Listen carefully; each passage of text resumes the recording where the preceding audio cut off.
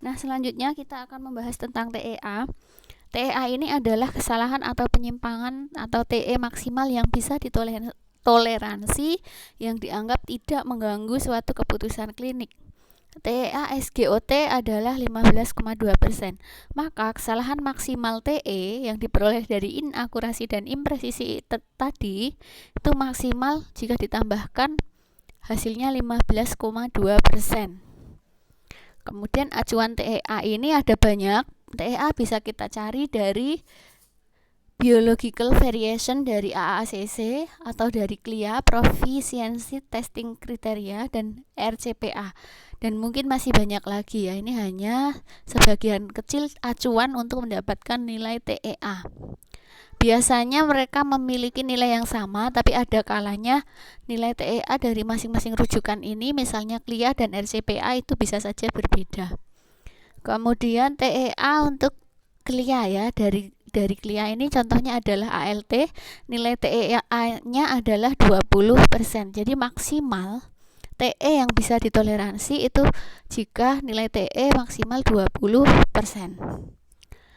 Kemudian ada SEC. SEC ini diperoleh dari TEA dikurangi bias harga mutlak dikurangi 1,65 dibagi SD.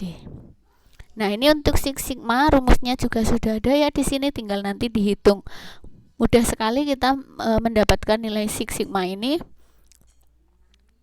Tetapi yang perlu diperhatikan adalah benar tidak ketika kita melakukan perhitungan, termasuk dalam menentukan nilai reference yang sesuai.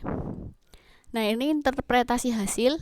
Jika sigma kita yang kita hasilkan adalah 6, berarti pemeriksaan tersebut merupakan goal performance atau kinerja yang paling baik untuk standar kualitas internasional. Tapi kalau hanya sigma 3 itu berarti hanya cocok untuk pemeriksaan rutin, berarti hanya standar saja.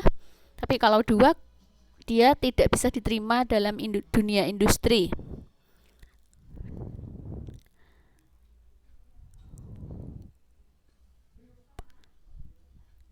Nah, ini saya berikan contoh dari mana CLIA bisa kita peroleh. Nah, di sini ya ada CLIA, ada berbagai parameter dan ada TEA-nya. Misalnya dari CLIA, ALT itu dia bisa sampai TEA plus minus 20%. Kemudian albumin plus minus 10%. Dan pada contoh yang saya berikan, klorida itu dia plus minus 5%. Oke, kita kembali lagi ke sini. Silahkan nanti untuk Excel yang saya berikan dibaca-baca kembali dan nanti dicoba untuk menghitung. Saya kira mudah ya untuk mendapatkan Six Sigma ini. Dipahami lagi bedanya TE sama TEA tadi. Kalau TE dihitung sendiri oleh analis, yaitu jumlah dari nilai inakurasi ditambah impresisi. Sedangkan TEA diperoleh dari nilai rujukan. Rujukannya bisa dari AACC, bisa dari CLIA atau dari RCPA atau dari yang lainnya. Kemudian nanti kita ikuti perhitungan yang ada di rumus bahwa Six Sigma atau Sigma 6 ini diperoleh dari rumus Sigma sama dengan TEA dikurangi bias dibagi SD, atau boleh juga menggunakan rumus Sigma sama dengan SEC ditambah 1,65. Demikian yang bisa saya sampaikan, mudah-mudahan bermanfaat. Yang terpenting adalah kita coba dulu. Kalau sudah mencoba dan masih dirasa susah, nanti bisa ditanyakan ke yang lebih bisa atau langsung ditanyakan kepada kami. Terima kasih.